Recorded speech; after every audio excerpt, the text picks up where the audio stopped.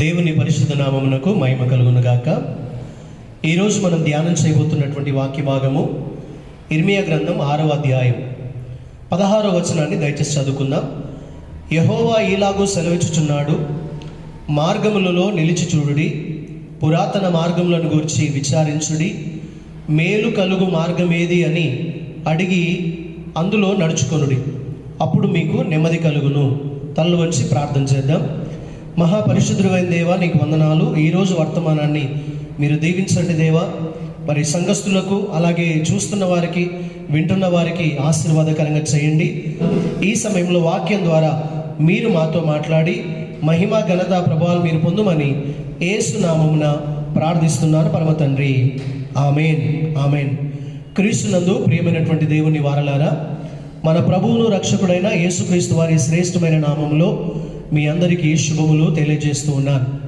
మరి దేవుని యొక్క వాక్యము ఇర్మియా గ్రంథము 6వ అధ్యాయం 16వ వచనంలో మరి దేవుడు జ్ఞాపకం చేస్తున్న మాటలు ఏంటంటే, మార్గముల్లో నిలిచి చూడండి, పురాతన మార్గాల్ని గురించి విచారించండి, మేలు కలుగు మార్గం ఏది అని అడిగి తెలుసుకోండి, అందులో నడుచుకోండి.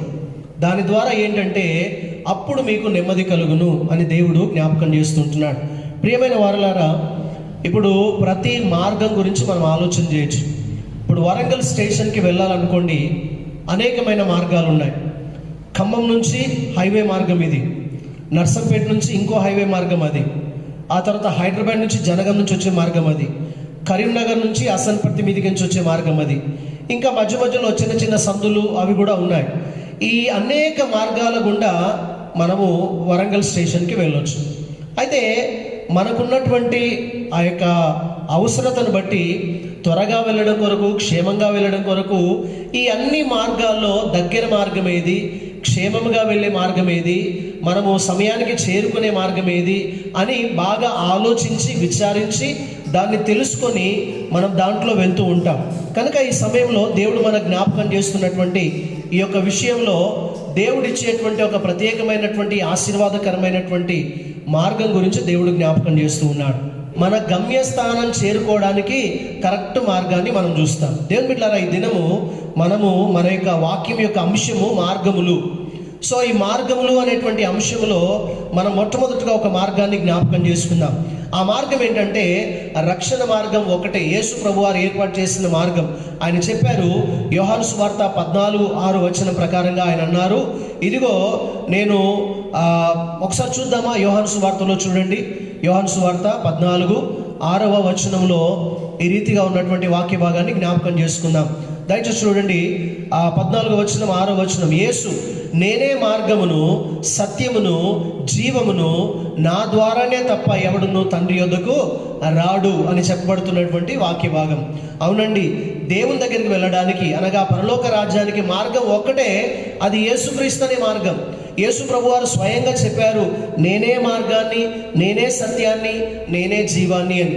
ఆ మార్గంలో తప్ప మనం ఇంకో మార్గంలో పరలోక రాజ్యానికి వెళ్ళలేమని ప్రభు ఆ మార్గాన్ని మన కొరకు ఏర్పాటు చేశారు. కనుక దేవుని బిడ్డలారా, ఈ మార్గాల గురించి మాట్లాడుతూ ప్రభు కొన్ని సంగతులు ఇశ్రాయేల్ ప్రజలకు తెలియజేశాడు. ఇర్మియా కాలంలో ఇశ్రాయేల్ ప్రజలకు తెలియజేసినప్పుడు, ఇదిగో ప్రజలారా, మీకు నెమ్మది కలగడానికి, మీకు మంచి విశ్రాంతి కలగడానికి ప్రభువారు మత్తయి సువార్త 11:28 కూడా జ్ఞాపకం చేస్తాడు కదా, ప్రయాసపడి భాపభారం మోసుకొంచున్న సమస్యలారా నా యొద్దకు రండి, నేను మీకు విశ్రాంతినిస్తాను అని. ఆయన దగ్గరికి వచ్చేటువంటి మార్గంలోనికి మనం వచ్చినప్పుడు విశ్రాంతి పొందుతాం, నెమ్మది పొందుతాం, సమాధానాన్ని పొందుతాం. కానీ దేవుని బిడ్డలారా, ఈ వర్తమానాన్ని ఇర్మియా ప్రవక్త ద్వారా దేవుడు ఇశ్రాయేలు ప్రజలకు ఇచ్చినప్పుడు అక్కడ వాళ్ళు ఏమంటున్నారంటే, మేము అందులో నడుచుకోనము అని చెప్పుచున్నారు. మేము ఆ మార్గంలో నడవం, మీరు చెప్పే మార్గంలో మేము నడవం. కానీ దేవుడు అంటున్నాడు 17వ వచనంలో, మిమ్మును కాపు కాయుటకు నేను కావలి వారిని ఉంచి ఉన్నాను, ఆలకించండి, వారు చేయు బూరధ్వని వినబడుచున్నది. ఇదిగో నేను మీ కొరకు యాజకులను పెట్టాను, మీ కొరకు ప్రవక్తలను పెట్టాను, మీ కొరకు కావలి కాయు వారిని పెట్టాను. వారు బూద ఊచుతున్నారు, వారు వాక్యాన్ని ప్రకటిస్తున్నారు. ఆ వాక్యాన్ని ప్రకటిస్తూ ఉంటుండగా మీరెందుకు దాన్ని పాటించలేకపోతున్నారు? ఆ మార్గాన్ని ఎందుకు యోచించలేకపోతున్నారు? దేవుని బిడ్డలారా, ఈ దినం దేవుడు జ్ఞాపకం చేస్తున్నాడు, ఏ మార్గములో మనం నడుస్తున్నాం ఒకసారి చూసుకోవాలి. ఈ సమయంలో దేవుడు జ్ఞాపకం చేస్తున్న మాట మరొకసారి చూడండి. 18వ వచనంలో, అయితే మేము వినము అని వారు అనుచున్నారు. అన్యజనులారా వినండి, సంగమా వారికి జరిగిన దాన్ని తెలుసుకో, భూలోకమా విను. ఈ జనులు నా మాటలు వినకున్నారు, నా ధర్మశాస్త్రాన్ని విసర్జిస్తున్నారు గనక తమ ఆలోచనలకు ఫలితమైన కీడు నేను వారి మీదకి రప్పించబోతున్నాను. దేవుడు చాలా కఠినంగా ఇశ్రాయేలు ప్రజలకు చెబుతూ ఉన్నాడు. ఎవరైతే మాట వినరో, ఎవరైతే మాట ప్రకారం ప్రవర్తించరో అటు వారికి కీడు కల్పించబోతున్నానని దేవుడు జ్ఞాపకం చేస్తున్నాడు. కొన్నిసార్లు మన పిల్లలు కూడా మన మాట విననప్పుడు మన కోపం వస్తుంది.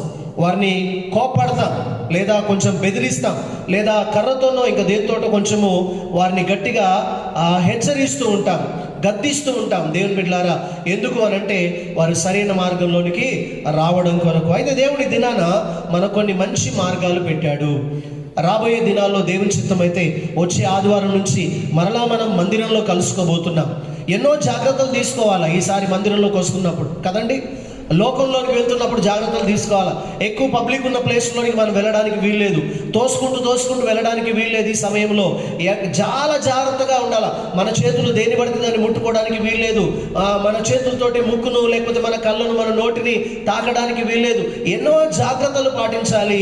ఏ మార్గంలో ట్రాఫిక్ తక్కువ ఉంటుందో ఆ మార్గంలోనే వెళ్ళి మన పనులు చేసుకొని రావాలి. అలాంటి స్థితి ఈ దినం వచ్చేసింది. అలాగే దేవుని బిడ్డలారా, మన ఆధ్యాత్మికమైన జీవితంలో కూడా కొన్ని మంచి మార్గాలు, యేసు ప్రభు రక్షణ మార్గంలోకి వచ్చిన మనము ఆయా పరిస్థితుల్లో, ఆయా సమయాల్లో కొన్ని మార్గాలు మనం తప్పక పాటించాలి. ఆ మార్గాల్లోకి మనం వెళ్ళాలి. మొదటి మార్గాన్ని చూద్దాం. బైబిల్లో అనేకమైన మంచి మార్గాలు యేసు ప్రభు వారు తన వాక్యం ద్వారా మనకు తెలియజేస్తూ ఉంటున్నాడు. ఆ మార్గాలను మనం దయచేసి చూద్దాము.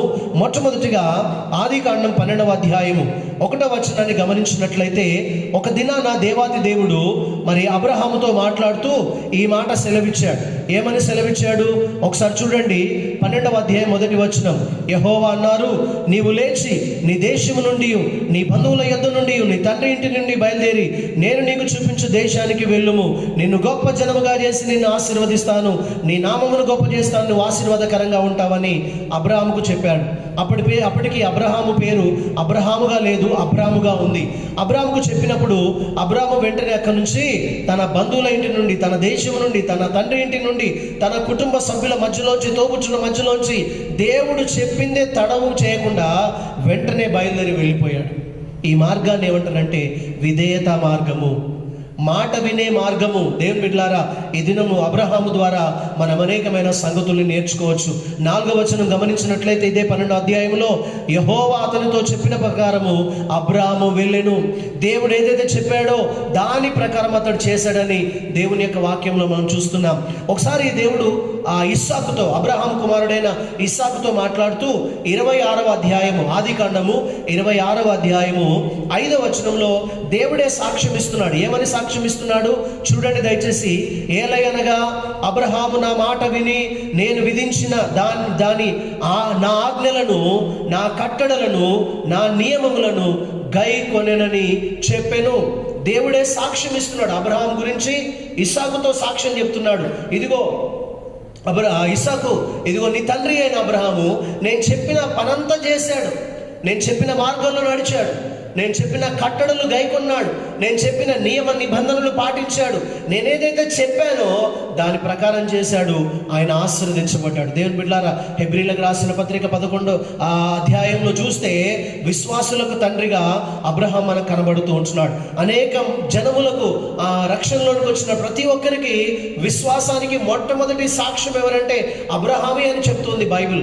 అబ్రహాము విశ్వాసులకు తండ్రిగా ఎంచబడుతూ ఉంటున్నాడు. ఈ దినాన ఒక మంచి విశ్వాసిగా ఉన్న నీవు, ఒక సంఘములో సభ్యుడిగా ఉన్న నీవు, ఒక యవనస్తుడిగా, ఒక చిన్నపిల్లవాడిగా, లేకపోతే ఒక స్త్రీగా, పురుషునిగా, ఒక దంపతులుగా, ఒక తల్లిదండ్రులుగా ఉన్నటువంటి మీరు విధేయత మార్గంలో నడవాలని ప్రభు కోరుతున్నాడు. రాబోయే దినాల్లో దేవుని చిత్తమైతే వచ్చే ఆదివారం నుంచి మందిరంలో ఆరాధన జరిపించబోతూ ఉంటుండగా ఈ మార్గాలన్నీ మనం గుర్తుపెట్టుకోవాలా. విధేయత మార్గంలో మనం నడవాలి. ఎప్పుడైతే అబ్రహాము విధేయత మార్గాన్ని ఎంచుకున్నాడో ఆ విధేయత మార్గాన్ని బట్టి అతడు చాలా దీవించబడ్డాడు. ఆశీర్వదించబడ్డాడు. ఆయన పేరు ఆశీర్వదించబడ్డది, ఆయన సంతానం ఆశీర్వదించబడ్డది. ఆయన ఏ కుటుంబంలోంచి అయితే ఆ ప్రజల్ని దేవుడు ఎన్నుకున్నాడో ఆ కుటుంబాన్ని బట్టి ఇశ్రాయేలు దేశాన్ని దేవుడు ఎన్నిక చేసుకొని ఆశీర్వదించాడు. అంటే అబ్రహాము సంతానంలోంచి వచ్చిన మనవడు యాకోబును ఇశ్రాయేలుగా మార్చి ఇశ్రాయేలు దేశముగా దేవుడు అబ్రహాము సంతానాన్ని ఆశీర్వదించాడు. ప్రియమైన దేవుని బిడ్డలారా, ఈ దినం నీ సంతానము, నీ కుటుంబం ఆశీర్వదించబడాలి అని అంటే విధేయత మార్గంలో నీవు నేను మనందరం ప్రయాణం చేయాలని దేవుడు కోరుతూ ఉంటున్నాడు. రెండవది చూద్దాం. కీర్తన గ్రంథంలోనికి వచ్చినట్లయితే 51వ కీర్తన తెరిచి చూద్దాము. అది భక్తుడైనటువంటి దావీదు గారు, రాజుగా ఉన్నటువంటి దావీదు గారు రచించినటువంటి కీర్తన 51వ అధ్యాయం. దావీదు రాజుగారు ఏం చేశారంటే ఆయన క్షమాపణ మార్గాన్ని ఎన్నుకున్నాడు. ఆయన ఎన్నుకున్న మార్గము క్షమాపణ మార్గం. దేవుని దగ్గర క్షమించమని అడుగుతున్న మార్గంలో ఆయన ఉన్నాడు. చూడండి 51వ కీర్తనలో 2వ వచనం, నా దోషం పోవునట్లు నన్ను బాగుగా కడుగుము, నా పాపం పోవునట్లు నన్ను పవిత్రపరచుము, నా అతిక్రమములు నాకు తెలిసి ఉన్నాయి, నా పాపం ఎల్లప్పుడూ నా ఎదుట ఉన్నది, నీకే విరోధంగా నేను పాపం చేసి ఉన్నాను, నా పాపమును క్షమించు ప్రభువా. దేవుని బిడ్డలారా ఇంకా అడుగుతున్నాడు, హిస్సోపుతో నా పాపం పరిహరించండి, హిమము కంటే నన్ను తెల్లగా చేయండి, నన్ను కడగండి ప్రభువా, నా పాపములకు విముఖుడవు కావద్దు, నా దోషములన్నిటిని తుడిచివేయండి, నాకు శుద్ధ హృదయం కలగజేయండి, అంతరంగంలో స్థిరమైన మనసు నూతనంగా పుట్టించండి, నీ పరిశుద్ధాత్మ నా ఎదురును తీసేయొద్దు, నీ రక్షణానందం నాకు ఇవ్వండి, సమ్మతి గల మనస్సు కలగజేసి నన్ను దృఢపరచండి, అయ్యో నీ సన్నిధిలోంచి నన్ను త్రోసేయొద్దు. ఎంత చక్కని ప్రార్థన, పాప క్షమాపణ ప్రార్థన చేస్తున్నాడు. ఒకానొక సందర్భంలో భక్తుడైనటువంటి దావీదు గారు రాజుగా ఉన్నటువంటి టైంలో బత్షెబా అనేటువంటి స్త్రీ విషయంలో తను చేసిన పాపాన్ని నాతాను అనేటువంటి ప్రవక్త వచ్చి గద్దించినప్పుడు ఏమి తెలియనటువంటి వానిగా మాట్లాడుతున్నటువంటి దావీదు గారు నాతాను చెప్పిన మాటలకు చెవియొగ్గి ఆ మనుషుడు నీవే అని వేలెత్తి చూపించినప్పుడు వెంటనే గద్దింపుకు లోబడ్డాడు. దేవుడు నాతో మాట్లాడాడు, దేవుడు నన్ను గద్దిస్తున్నాడు, దేవుడు నన్ను నా పాపాన్ని బట్టి ఆయన హెచ్చరిక చేస్తున్నాడు అని జ్ఞాపకం చేసుకొని 51వ కీర్తనలో చేస్తున్న ప్రార్థన ఆయన చేశాడండి. పశ్చాత్తాప ప్రార్థన చేశాడు, క్షమాపణ మార్గాన్ని ఎంచుకున్నాడు, పశ్చాత్తాపడ్డాడు. ఆయన రాజ్యము సింహాసనము స్థిరపరచబడ్డది, ఆయన ఆశీర్వదించబడ్డాడు. మరలా తన జీవితంలో ఎప్పుడు కూడా అలాంటి పాపము చేయకుండా తను తాను కట్టుదిట్టం చేసుకున్నాడండి. దేవునికి స్తోత్రం, హల్లెలూయా. దేవుని బిడ్డలారా, 2వ మార్గం ఏంటంటే క్షమాపణ మార్గం. ఈ క్షమాపణ మార్గాన్ని దావీదు మహారాజు ఎన్నుకున్నాడు. ఎంతో ఆశీర్వదించబడ్డాడు, ఎంతో దీవించబడ్డాడు, తను క్షమించబడ్డాడు, తను కూడా ఇతరులను క్షమించాడు. తన కుమారులు తప్పు చేసినప్పుడు క్షమించాడు, తన కుటుంబ సభ్యుల్లో తప్పు జరిగినప్పుడు క్షమించాడు, తన యొక్క కుటుంబంలో అనేకమైన పరిస్థితులను బట్టి క్షమాపణ నేర్చుకున్నాడు, దేవుని దగ్గర క్షమాపణ అడిగాడు, క్షమాపణ పొందుకున్నాడు. దేవుని బిడ్డలారా, ఒకటి విధేయత మార్గం, 2వది క్షమాపణ మార్గం, 3వది అపొస్తలుల కార్యంలో చూద్దాం. అపొస్తలుల కార్యములు 9వ అధ్యాయం దయచేసి చూడండి. అపొస్తలుల కార్యముల్లో 9వ అధ్యాయంలో మనకు ఒక మంచి వ్యక్తి కనబడతా ఉంటాడు. ప్రారంభంలో చాలా చెడ్డ వ్యక్తిగా ఉన్నాడు, మనుషులను కొట్టేటువంటి వాడుగా, జైలుకు తీసుకెళ్లేటువంటి వాడుగా, యేసు ప్రభువును ప్రార్థన చేస్తున్న వారిని హింసించేటువంటి వాడుగా ఉన్నటువంటి వ్యక్తి 9వ అధ్యాయము 19-20 వచనాలు వచ్చేసరికి పిమ్మట అతడు దమస్కులో ఉన్న శిష్యులతో కూడా కొన్ని దినములు ఉండెను. అతడు అనగా సౌలుగా ఉన్నటువంటి వ్యక్తి పౌలుగా మారాడు.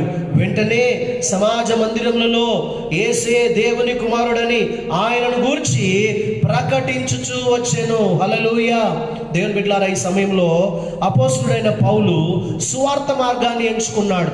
యేసుక్రీస్తుని గురించినటువంటి సువార్తను చెప్పడానికి ఆయన మార్గాన్ని ఎంచుకున్నట్టుగా మనము జ్ఞాపకం చేసుకునవచ్చు.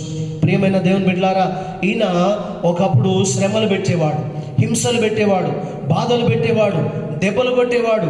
అలాంటి వ్యక్తి యేసు ప్రభు మార్గాన్ని ఎంచుకున్న తర్వాత ఆయనే శ్రమలు పొందుతున్నాడు, ఆయనే హింసలు పొందుతున్నాడు, ఆయనే బాధలు పొందుతున్నాడు, ఆయనే దెబ్బలు తింటా ఉన్నాడు, రాళ్లతో కొట్టబడతా ఉన్నాడు. అనేకమైనటువంటి పరిస్థితుల్లో ఆయన ముందుకెళ్తూ ఉంటున్నాడు. 14వ అధ్యాయంలో ఒకవేళ గమనించినట్లయితే 21వ వచనం చూసినట్లయితే వారు ఆ పట్టణంలో సువార్త ప్రకటించి అనేకులను శిష్యులుగా చేసిన తర్వాత లుస్త్రకును, ఈకోనియకును, అంతియోకుకు తిరిగి వచ్చి శిష్యుల మనస్సులను దృఢపరిచి విశ్వాసమందు నిలకడగా ఉండాలని, అనేక శ్రమలు అనుభవించిన మనము దేవుని రాజ్యంలో ప్రవేశించాలని వారిని హెచ్చరిక చేసి ప్రతి సంఘములో పెద్దలను ఏర్పాటు చేసి ఉపవాసం ఉంచి ప్రార్థన చేసి దేవుని పరిచర్యలో ముందుకు సాగుతూ ఉన్నాడు అపోస్తలుడైనటువంటి పౌలు గారు. అంత ముందుకు జరిగిన సంగతి ఏంటి తెలుసా?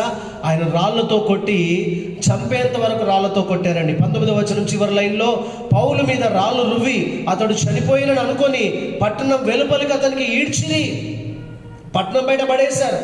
పట్టణం బయట పడేస్తే ఆయన తిరిగి లేచి మరలా పట్టణంలో ప్రవేశించి దేవుని యొక్క వాక్యాన్ని ప్రకటిస్తున్నాడు. దేవుని బిడ్డలారా, ఈయన సువార్త మార్గాన్ని ఎంచుకున్నాడు.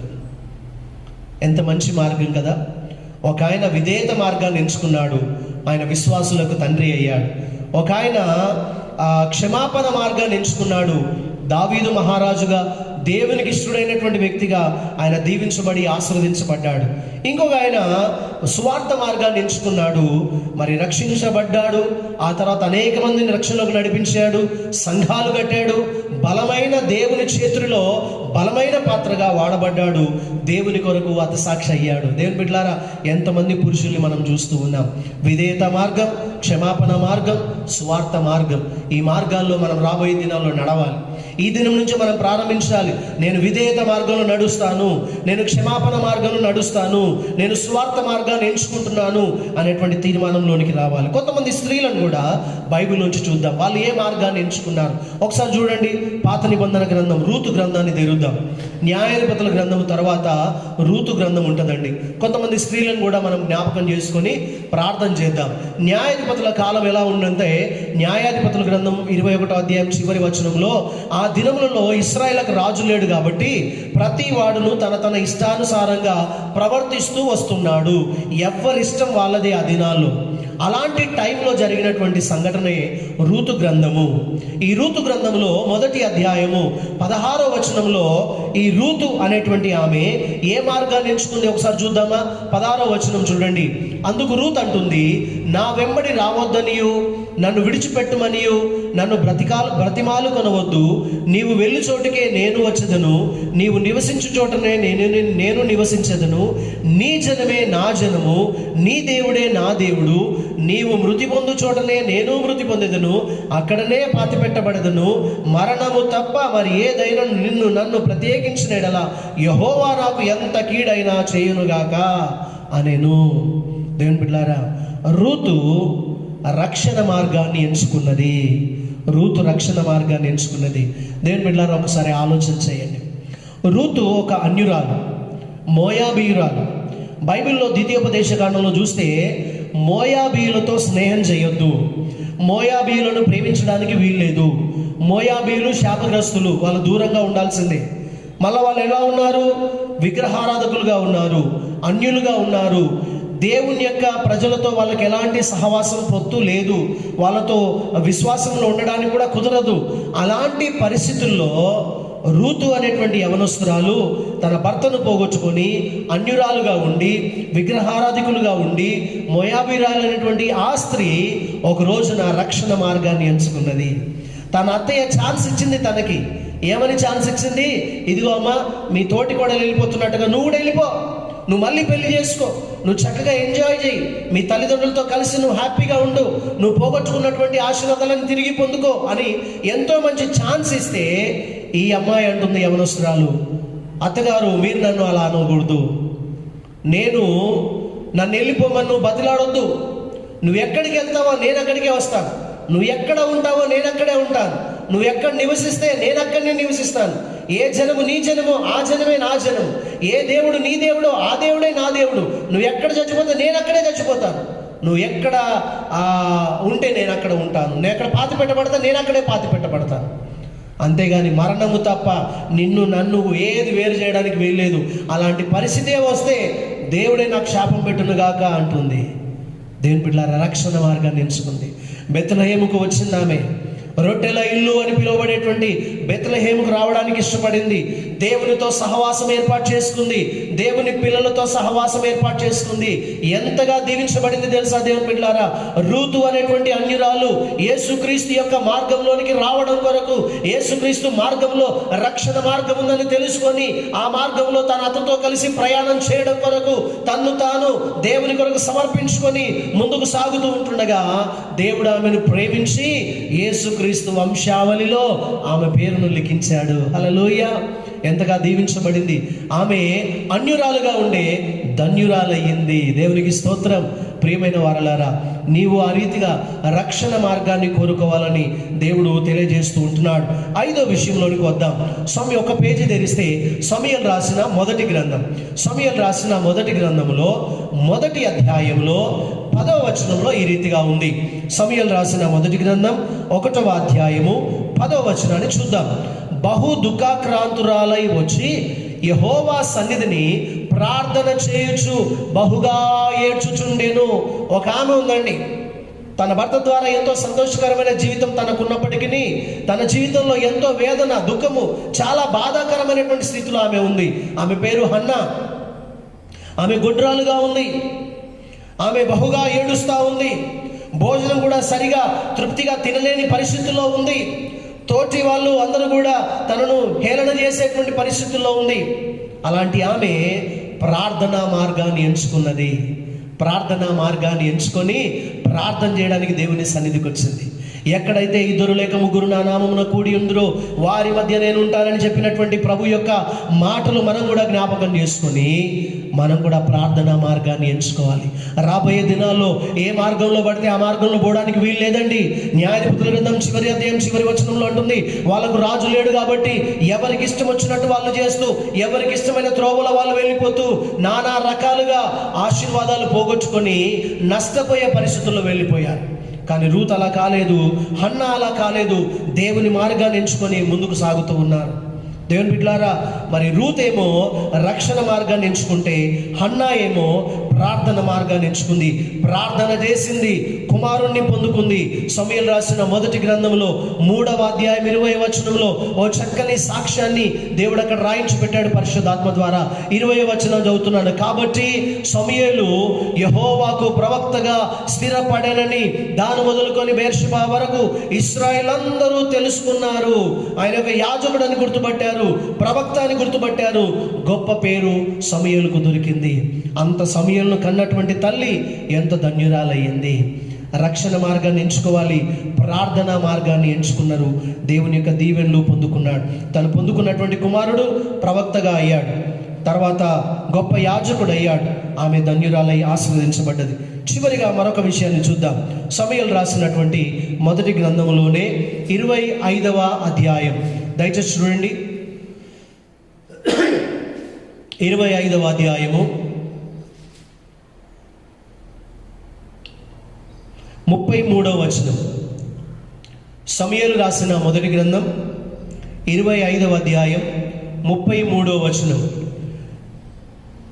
నేను పగ తీర్చుకొనకుండాను ఈ దినమున ప్రాణము తీయకుండాను నన్ను ఆపినందుకై నీవు ఆశీర్వాదము నొందుదువుగాక అని దావీదు ఒక ఆమెతో అంటున్నాడు. ఎవరంటే, నీవు చూపిన బుద్ధి విషయమై నీకు ఆశీర్వాదం కలుగునుగాక అని అంటూ ఉన్నారు.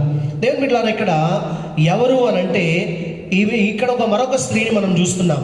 ఈమె పేరు మరి 25వ అధ్యాయము మొదటి వచన భాగాల్లో మనము చూడొచ్చు. 25వ అధ్యాయము 3వ వచనంలో అతని పేరు నాబాలు, అతని భార్య పేరు అబీగయీలు. అబీగయీలు అనేటువంటి ఒక స్త్రీ ఇక్కడ మనకు కనబడతా ఉంది. అబీగయీలు అనంటే, అబి అంటే నా తండ్రి నాకు ఆనందం అనేటువంటి ఒక మంచి పేరు పెట్టబడినటువంటి ఒక స్త్రీ. ఈమె చాలా మంచిది, చూడడానికి చాలా చక్కగా ఉంటుంది. తన గుణంలో, తన యొక్క అలంకరణలో కానీ, గుణాల్లో కానీ, తన మాటల్లో కానీ, చేతల్లో కానీ చాలా మంచిది ఈమె. కానీ భర్త మాత్రం మొరటువాడు, దుర్మార్గుడు, చెడ్డవాడు, చెప్పాలంటే ఒకవైపున త్రాగుబోతు కూడా. అలాంటి వ్యక్తితో కాపురం చేస్తూ తన భర్తను ప్రేమిస్తూ తన భర్త కొరకు అన్ని చేసుకుంటూ తన ఆత్మీయ జీవితాన్ని కొనసాగిస్తున్నటువంటి ఒక ప్రత్యేకమైన స్త్రీ. ఒక దినాన కొన్ని పరిస్థితులను బట్టి దావీదు మహారాజు ఆయన అరణ్యంలో ఉన్నాడు. ఆయన అబీగయీలు యొక్క భర్తను చంపడం కొరకు కత్తులు తీసుకొని వస్తూ ఉన్నాడు ఆయన సైన్యంతో. ఈ విషయాన్ని తెలుసుకున్నటువంటి ఆ యొక్క నాబాలు యొక్క భార్య అబీగయీలు ఆ దావీదు రాకముందుకే మార్గంలో వెళ్ళి అతన్ని కలుసుకొని ఆయనతో మాట్లాడి ఆయన కావలసినటువంటి ఆహార పదార్థాలన్నీ కూడా సమకూర్చి తన భర్త పక్షంగా తాను క్షమాపణ అడిగింది.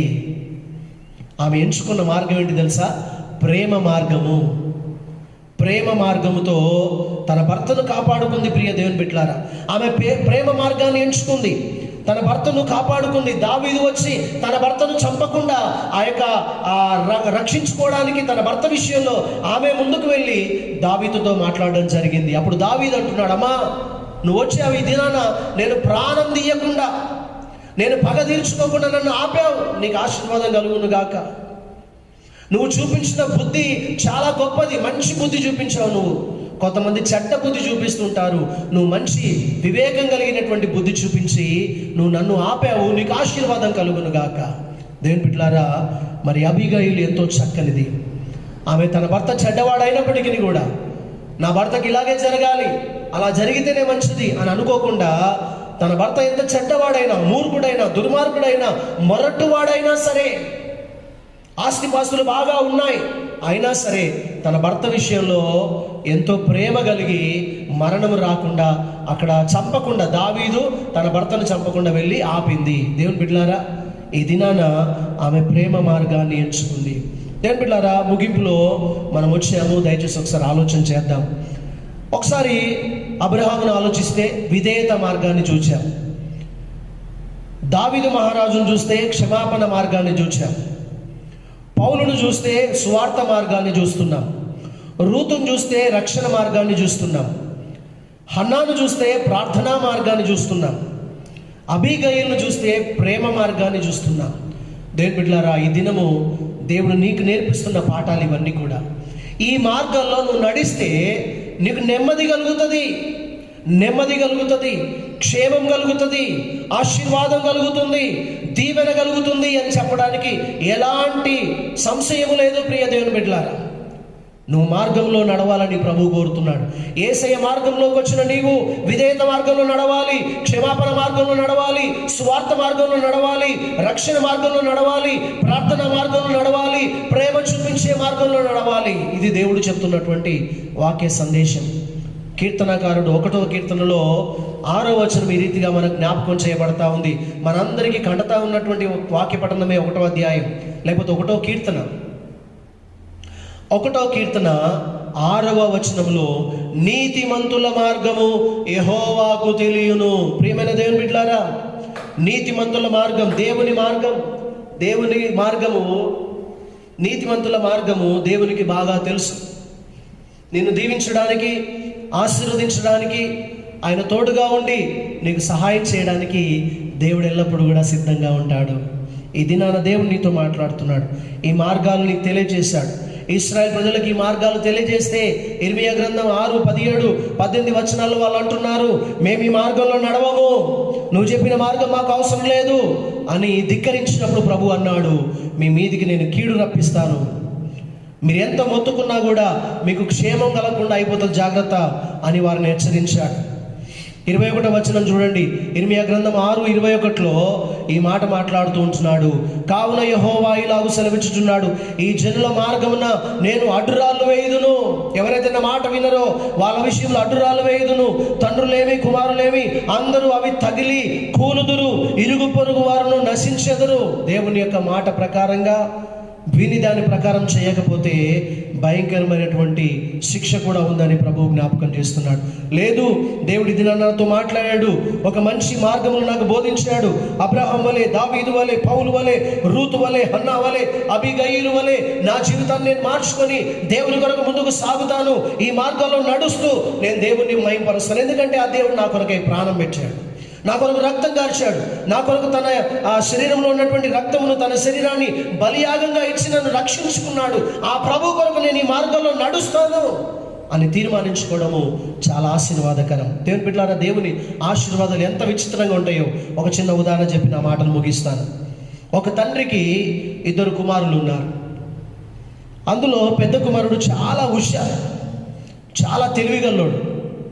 చిన్న కుమారుడు చాలా అమాయకుడు. అందును బట్టి తండ్రి ఇద్దరు ఎలా బ్రతుకుతారో ఏంటో అని చెప్పేసి చాలా బాధపడేవాడు. చివరి దశలో ఉంటున్నప్పుడు తండ్రి అన్నాడు, నాయనా ఇదిగో నేను చనిపోయిన తర్వాత మీకు 2 పెట్టెలు రెడీ చేశానురా, ట్రంక్ పెట్టెలు లాంటివి చిన్నవి. అందులో మరి చెరొకటి తీసుకొని మీరు చాలా జాగ్రత్తగా బ్రతకండి, నేను మీకోసము సంపాదించిన ఆస్తి దాంట్లో పెట్టాను అని చెప్పి 2 పెట్టెలు ఏర్పాటు చేశాడు. చెరొకటి తీసుకోవాలని చెప్పాడు. ఒకరోజు నా తండ్రి లేని టైంలో, తమ్ముడు లేని టైంలో ఈ అన్న ఏం చేశాడంటే ఆ పెట్టెల్ని తెరిచి చూశాడు. ఒక దాంట్లో వెండి నాణ్యాలు ఉన్నాయి, ఒక దాంట్లో మట్టి ముద్దలు ఉన్నాయి.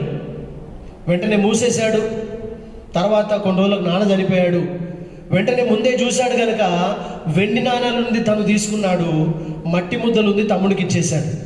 ఇస్తూ ఒక మాట అన్నాడు, తమ్ముడు నేను పట్నం వెళ్ళిపోతున్నా, నేను అక్కడ బ్రతకాలనుకుంటున్నా, వ్యాపారం చేయాలనుకుంటున్నా, నువ్వు మన ఇక్కడనే జాగ్రత్తగా బ్రతుకు అని చెప్పేసి ఒక మాట చెప్పేసి ఆయన వెళ్ళిపోయాడు. ఆ తర్వాత తమ్ముడు ఏం చేశాడు, ఆ సమయంలో అన్నయ్య వెళ్ళిపోయిన తర్వాత ఆ పెట్టెను విప్పి చూశాడు. చూసేసరికి అన్ని మట్టి ముద్దలు ఉన్నాయి. చాలా బాధ అనిపించింది. మా నాన్న నన్ను మోసం చేశాడు, నాకు మట్టి ముద్దలు ఇచ్చి వెళ్ళిపోయాడేంటి, మా అన్న కూడా మోసం చేసినట్టున్నాడు అని చాలా బాధపడుతూ ఒక మట్టి ముద్దను తీసి నేలకేసి కొట్టాడు.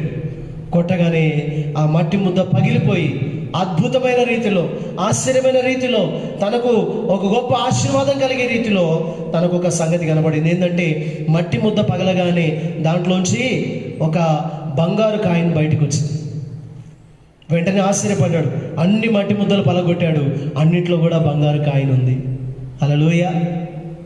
దేవుని బిడ్డలారా, అనుకోకుండా తనకు అనేకమైన బంగారు నాణ్యాలు అతనికి దొరికి చాలా సంతోషపడ్డాడు.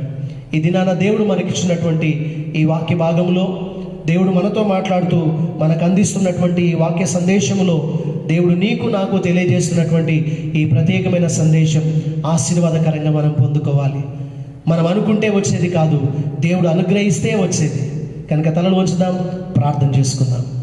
Thank you master. ప్రియమైన పరలోకపు తండ్రి, పరిశుద్ధుడైన దేవా, నీకు వందనాలు, స్తోత్రాలు. మీ అపారమైన ప్రేమను బట్టి విత్తబడిన వాక్యం మా అందరి హృదయంలో ఫలించినట్లుగా మీరు కృప చూపించండి. ప్రతి విధమైన దోషము నుండి కీడు నుంచి మమ్మల్ని కాపాడండి. మీ కృప కొరకై అప్పగిస్తూ ఉంటుండగా విన్న వాక్య ప్రకారమైన దీవెనలు సంఘమంతటికి దయచేయమని మహిమ ఘనత ప్రభావాలు మీకు ఆపాదిస్తూ యేసు నామమున ప్రార్థిస్తున్నాను పరమ తండ్రి, ఆమేన్. God bless you. Praise the lord.